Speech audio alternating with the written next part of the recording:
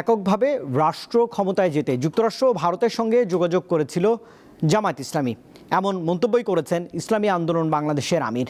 সোমবার একই সঙ্গে ঢাকার 2 সিটি কর্পোরেশন নির্বাচনের জন্য মেয়র প্রার্থীর নাম ঘোষণা করেন তিনি।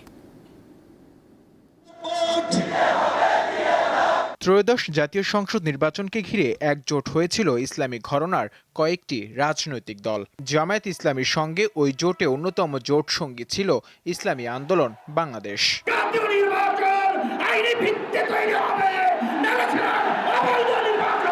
তবে নির্বাচনের আগে জোট থেকে সরে দাঁড়ায় ইসলামী আন্দোলন। পরে এককভাবে নির্বাচন করে একটি আসনে জয় পায় দলটি। আমাদের একটা বড় আশা ছিল। নির্বাচন পরবর্তী 3 মাস পর সোমবার রাজধানীর পুরানা পল্টনের কেন্দ্রীয় কার্যালয়ে গণমাধ্যমের মুখোমুখি হন ইসলামী আন্দোলনের আমির সৈয়দ মুহাম্মদ রেজাউল করিম। কেন জোট থেকে বের হওয়া তার বিস্তারিত তুলে ধরেন দলটির এই শীর্ষ নেতা। জামায়াতের গতিবিধি এবং তাদের অবস্থানটা আমাদের কাছে একটু সন্দেহ মনে হলো। আমরা আরও লক্ষ্য করেছিলাম যে তারা গোপনে আমেরিকার সাথে তারা বৈঠক করে, তারা ভারতের সঙ্গে বিভিন্ন সময় তারা গোপনে ধারাবাহিক বৈঠক করে। ভোট পুরোপুরি স্বচ্ছ হয়নি অভিযোগ করে তিনি আরো বলেন, নির্বাচনের সময় অনেকে নানা প্রলোভন দেখালেও আদর্শ থেকে বিচ্যুত হয়নি তার দল। আর জুলাই সনদ বাস্তবায়নের ব্যাপারে সরকারকে আরো কিছুদিন সময় দিতে চান তারা।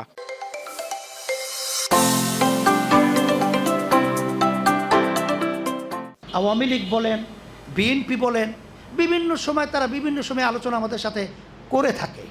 বিএনপিও দেয় এবং অন্যান্য আদার সবাই দেয়, কিন্তু শুধু কয়েকটা এমপি পাবে, আমরা 2-1টা মন্ত্রিত্ব পাবো, আর কিছু সম্মান সম্পদের মালিক হব। এই লক্ষ্য উদ্দেশ্য নিয়ে তো আমরা রাজনীতি করি না। আর জুলাই সনদের ব্যাপারে আমরা যে একেবারে নিশ্চুপ তা নয়, আমরা কিন্তু সবসময় নজর রাখছি। সামনের স্থানীয় সরকার নির্বাচনে কোনো জোটে যাবে না জানিয়ে ঢাকার 2 সিটিতে মেয়র প্রার্থীর নাম ঘোষণা করেন তিনি। আমাদের ঢাকা উত্তর সিটি কর্পোরেশন নির্বাচনে ইসলামী আন্দোলন বাংলাদেশের মনোনীত প্রার্থী হিসাবে আতিকুর রহমান মুজাহিদ, কেন্দ্রীয় সভাপতি ইসলামী যুব আন্দোলন বাংলাদেশ। আর ঢাকা দক্ষিণে আমরা প্রার্থী হিসাবে আমাদের সাবেক ছাত্রনেতা হাফেজ মাওলানা ফজলুল করিম মারুফ। এ সময় তিনি সরকারের কাছে দ্রুত স্থানীয় সরকার নির্বাচন দেওয়ার আহ্বান জানান। এখানে জাতীয় নির্বাচনটা স্বচ্ছ হয়েছে আমরা বলবো না। নূর আলম, দীপ্ত সংবাদ, ঢাকা।